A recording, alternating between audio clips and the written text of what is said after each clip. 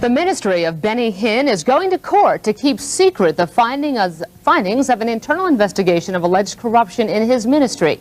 The information is so explosive that church lawyers tell us that public release could lead to, and we are quoting, the destruction of the ministry.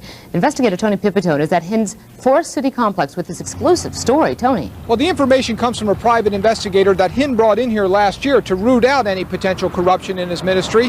That investigation resulted in the termination of several high-level church employees. Now, church lawyers say that investigator is threatening to make that information public unless he's paid an exorbitant sum of money. So the church is going to court to try to prevent that investigator from revealing what he knows.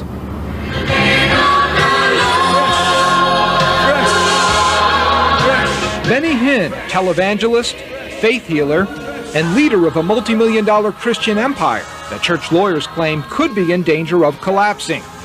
But only if his faithful followers find out what an investigator claims has been going on behind the gates of Hinn's World Outreach Church. These people send in donations to help with the ministry they believe in. That was February 1997, the last time Hinn agreed to talk to me.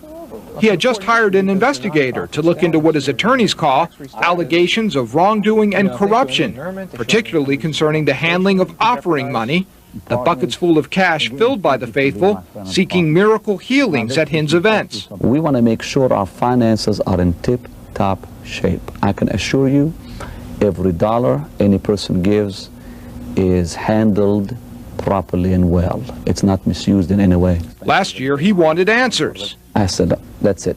I'm tired of all this nonsense. I'm going to have an investigation to prove to all that there's no truth to those stories. Now the church won't comment on what that investigation uncovered, but they say it culminated in April 1997 and resulted in the termination of several high-level church employees. For what exactly, only a few in the ministry truly know. Now, church attorneys have come here to federal court, arguing that if any of the information gained in that investigation is released to the public, it could have devastating effects on the ministry. In fact, one affidavit says if history is any guide, the information could lead to a drying up of 90% of the contributions to Hinn's church. Church lawyers mince no words, saying in court papers, the threat to the church is potential destruction of the ministry. A lawyer for the investigator, former Oklahoma police officer Mario Licardello, alleged the documents proved illegal and improper conduct by church employees, but not by Hinn himself. Now, we want to be clear here, church attorneys did not tell us anything. Both they and investigators and the investigators' attorneys have declined comment to us on this story. But in court filings, the church claims the investigator made his threats after he learned that an investigator here had looked into his background and uncovered some 30-year-old arrest for burglary or larceny, an arrest he failed to disclose on his employment application. Well, Tony, why is he demanding the money? Well, basically, his lawyer, according to his lawyer and according to the court records, he's alleging libel and slander, and he wants that money in exchange for his silence. Now, while this whole thing is in court, we want you to know those records have been given to a third party for safekeeping.